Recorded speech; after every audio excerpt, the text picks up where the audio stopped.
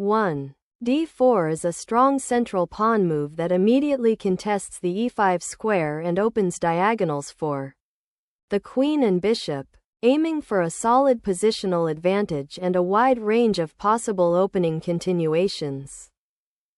This developing move immediately signals an intent to play a hypermodern opening, controlling the center with pieces rather than pawns. This move establishes a strong central presence, aiming to control key squares and prepare for further development while potentially leading into well-established openings like the Queen's Gambit declined or Indian defenses. This move signals Black's intention to enter a Queen's Indian or Nimzo Indian setup, preparing to develop the kingside bishop and challenge White's central control. This move develops a knight towards the center, preparing to castle and reinforcing the central pawn structure against potential Black pawn advances. This move introduces the Queen's Indian defense or potentially a Queen's Indian setup, aiming to fianchetto the Queen's bishop to b7 to control the long diagonal and prepare queenside expansion. This move prepares to challenge Black's fianchettoed bishop on b7 and potentially expand on the queenside with b4, aiming to restrict Black's development and control key squares. Developing the bishop to b-7 prepares to exert pressure along the long diagonal and supports the eventual pawn break of c5. This move develops the knight to its natural square, reinforcing the center and preparing to castle kingside, while also eyeing the d5 square for a potential pawn push. Black asserts central control and challenges White's pawn structure, preparing to develop the Queen's bishop and potentially activate the queenside. This capture opens the c-file for White's rook and challenges Black's central pawn majority, aiming to exploit imbalances in the pawn structure. This move recaptures the pawn in the center, adopting a solid Queen's Indian defense setup with the knight now actively placed on d5, preparing to contest the important central squares. This move develops the queen to a centralizing square, supporting the pawn on c4 and preparing for potential kingside castling while aiming to control key central squares and diagonals. This move exchanges off a central knight, aiming to disrupt White's pawn structure and potentially open lines for Black's pieces. This move opens the b-file for the rook and creates an unbalanced pawn structure with doubled c-pawns, which can be a strategic weakness but also offers potential for attacking play along the open files. This move develops the bishop to a solid square, preparing for kingside castling while also indirectly supporting the central pawn structure and keeping options open for future development. This move prepares to develop the kingside bishop, reinforcing the central pawn and offering a stable pawn structure while aiming to castle kingside. The move 9, qc8 prepares to potentially reroute the queen to a more active square on the queenside, perhaps targeting White's pawn structure or supporting a queenside pawn advance. This move develops the bishop to a strong diagonal, targeting the c6 pawn and preparing to castle kingside while reinforcing the central control. This move boldly challenges White's central pawn structure, aiming to open lines and create dynamic play in the queenside. This move checks the king and targets the now doubled c-pawns, aiming to disrupt Black's pawn structure and gain a positional advantage. This move develops the bishop to a more active diagonal and prepares to challenge White's bishop on b5, aiming to simplify the position by trading pieces. This move activates the bishop, preparing to castle and potentially contest the c-file while maintaining pressure along the long diagonal. This move aggressively stakes a claim in the center and prepares to undermine White's pawn chain, though it weakens the d6 square and allows White to develop a strong outpost on c5. Developing the bishop to a more active square like e2 prepares for castling and reinforces the kingside defense, while also keeping options open for rook activity. This move strategically repositions the knight to a more flexible square, aiming to support the pawn push to c4 and potentially pressure white's queenside. This pawn advance challenges black's queenside pawn structure, aiming to gain space and potentially open lines for white's pieces on the queenside. This move prevents white's b4 pawn advance, solidifying black's queenside pawn structure and preparing to challenge white's queenside space. Advantage. This move to castle kingside secures the king's safety and prepares to connect the rooks, allowing for increased piece activity and a more fluid pawn structure.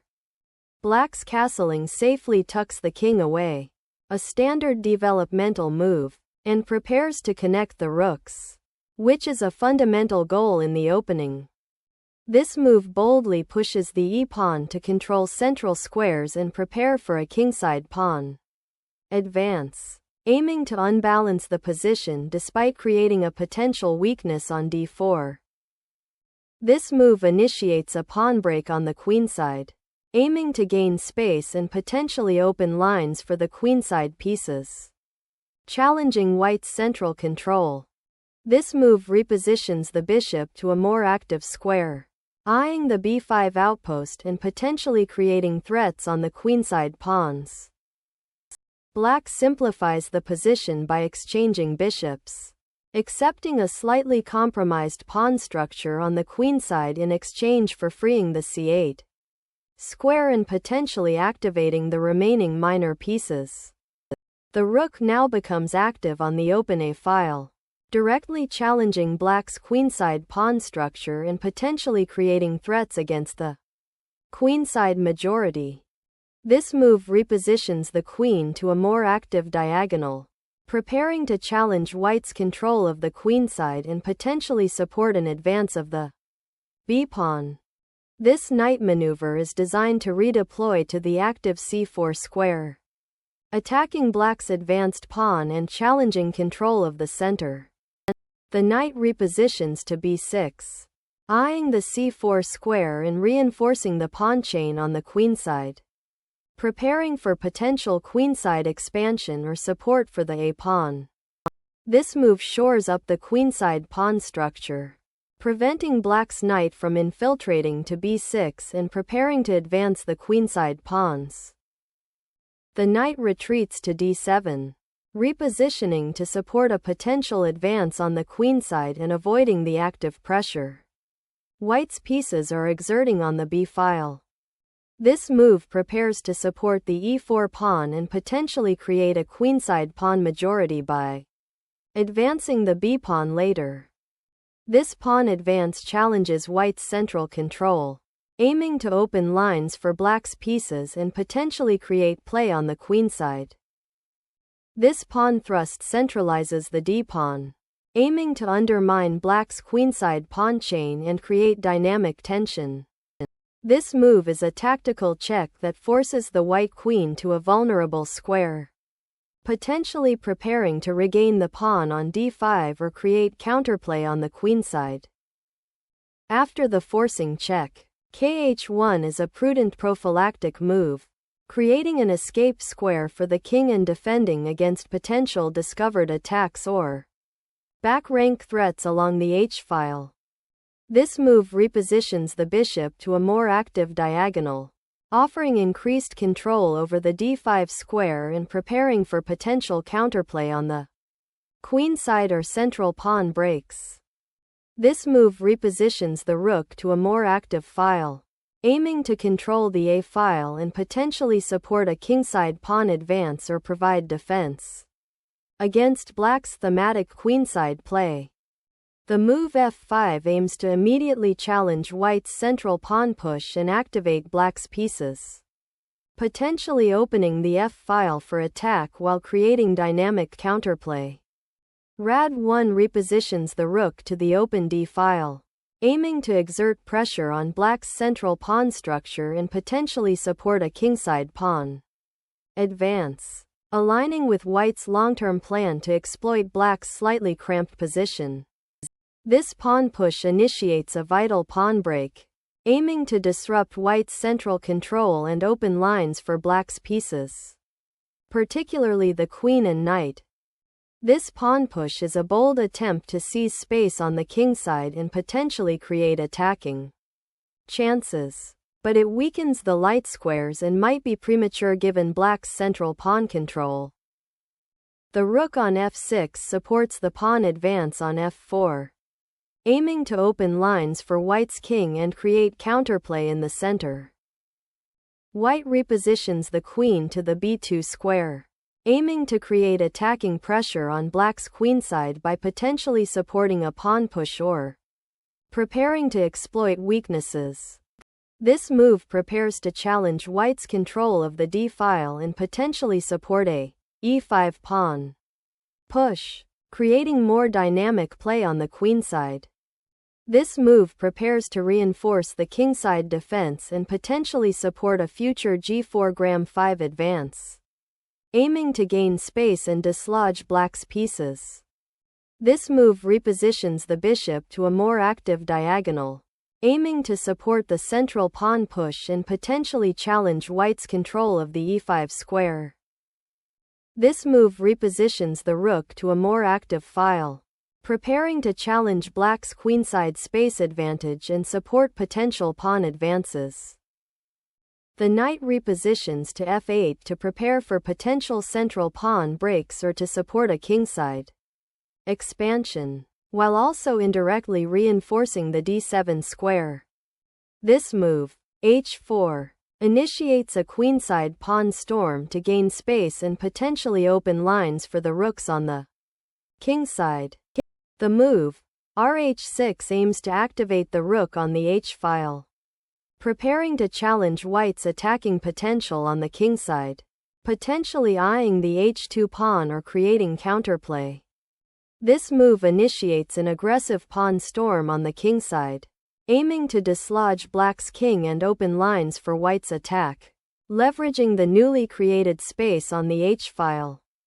This move repositions the queen to a more active square on the 7th rank, potentially supporting pawn advances on the kingside or preparing for a future queenside counterplay by freeing the d-file for white's pieces.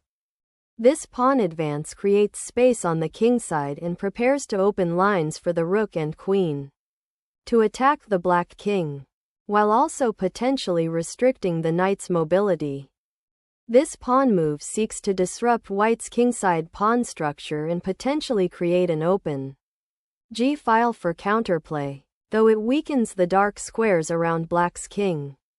The move qb4 aims to centralize the queen, connect the rooks, and potentially create attacking chances on the queenside or through central expansion. The king seeks a more secure central position after white's queen's repositioning, potentially preparing to defend the kingside or redeploy its influence. This move repositions the rook to an active file, potentially preparing to challenge black's defensive setup on the kingside or support a pawn push. The knight repositions to the d7 square, offering a potential transfer to the f6 square to bolster the kingside defense and prepare for further pawn advances. Exchanging queens here simplifies the position, aiming to exploit the potential weakness of black's isolated d-pawn and create more active piece play for white in the endgame.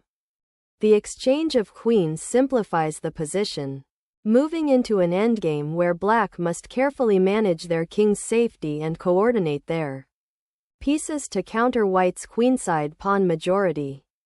This capture opens the h-file, creating an immediate tactical threat against black's king and potentially activating white's rook for an attack. This move is a forced exchange designed to disrupt white's queen coordination and potentially activate black's rook on the h-file after the inevitable queen recapture. The king's capture is a forced recapture, now leading to an endgame where white has a material advantage due to the extra pawn. although black's king position is slightly more active for the moment. The king now ventures into the center after the exchange of queens, aiming to become an active piece in the endgame and potentially support pawn advances or defend weak squares. The king moves to h3, a standard defensive maneuver in king and pawn endgames to avoid checks on the g-file and potentially prepare to support a passed pawn push. This move repositions the knight to a more active central square, aiming to challenge white's control and potentially support pawn advances or attacks on white's king. This move repositions the king to a more active square, potentially preparing to support pawn advances or to participate more directly in the endgame. This move activates the rook on c7, aiming to control the open c-file and potentially attack white's d-pawn, creating counterplay for black's weakened kingside.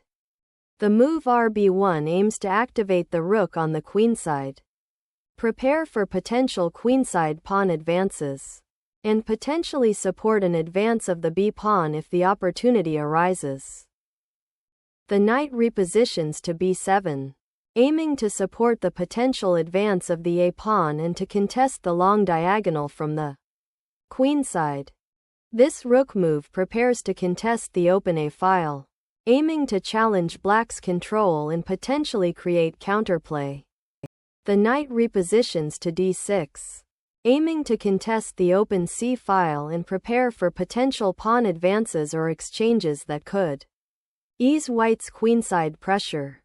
This move seeks to reroute the knight to a more active square, potentially to c3 or d2, to contest control of the center and prepare for potential pawn pushes or piece exchanges that favor white's slightly better pawn structure. The knight repositions to the 6th rank, aiming to support a potential kingside pawn advance and control the critical e5 square. The knight maneuver to a3 aims to reroute the knight to a more active central square, potentially c4 or b5, to influence the queenside and support pawn advances. The knight on c5 is now indirectly attacked by the white rook, and this move aims to consolidate the knight's position by preparing to defend it with the king. This move repositions the rook to a more active square on the open g-file, preparing to exert pressure on black's kingside or potentially support a pawn advance. This knight maneuver aims to reposition the piece to a more active square, potentially supporting a pawn advance on the kingside or preparing for a tactical sequence. The king retreats to the g3 square, seeking safety from the rook's potential pressure on the h-file and preparing for a possible rook lift or central consolidation. This move initiates a critical pawn confrontation on the kingside, aiming to dislodge white's knight and create dynamic play at the expense of the king's safety.